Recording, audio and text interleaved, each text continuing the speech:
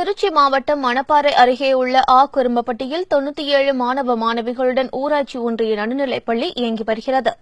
இப்பள்ளியில் படிக்கும் மாணவர்களுக்கு வகுப்பறையில் அமர்ந்திருக்கும் போதும் மதிய உணவு இடைவேளையின் போதும் துர்நாற்றம் வீசி வந்துள்ளது. இதற்கான காரணத்தை பார்த்தபோது சிறுநீர் கழிப்பறையில் தரை மற்றும் சுவர்களில் மாணவர்கள் சிறுநீர் கழிப்பதால் மாணவர்களது ஆடை மற்றும் கால்களில் சிறுநீர் துளிகள் தெளித்து இருந்ததும் அதுவே வகுப்பறையில் துர்நாற்றம் ஏற்பட காரணமாக இருந்ததும் கண்டறியப்பட்டது. வகுப்பறை மற்றும் சிறுநீர் கழிப்பிட அறையில் துர்நாற்றத்தை போக்க சிறுநீர் தொட்டிகளை அமைக்க அரசு நிதியை எதிர்பார்க்காமல் இப்பள்ளி மாணவர்கள் களமிறங்கினர்.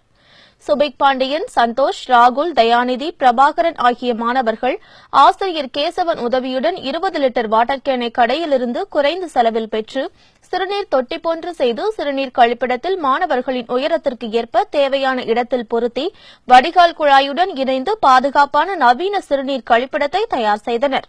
இதனால் சிறுநீர் தேங்காமல் அனைத்து மாணவர்களும் சுகாதாரமான முறையில் சிறுநீர் கழிப்பிடத்தை பயன்படுத்தியதால் துர்நாற்றம் வீசவில்லை. அரசு நிதியை எதிர்பார்க்காமல் மாணவர்கள் செய்த சுகாதாரமான கழிப்பிட வசதி மற்ற பள்ளிகளுக்கு முன்னுதாரணமாக திகழ்கிறது.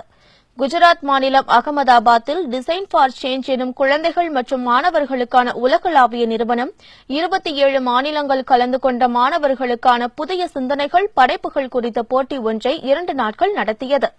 இதில் குரும்பப்பட்டி மாணவர்கள் செய்த பாதுகாப்பான சிறுநீர் கழிப்பிடம் எனும் திட்டம் தமிழக அளவில் முதலிடம் பெற்றது. இதற்கான விருதையும் ரூபாய் 50,000 காசோலையையும் குரும்பப்பட்டி பள்ளி மாணவன் சுபிக் பாண்டியன் மற்றும் ஆசிரியர் கேசவன் ஆகியோரிடம் நிறுவனம் வழங்கியது.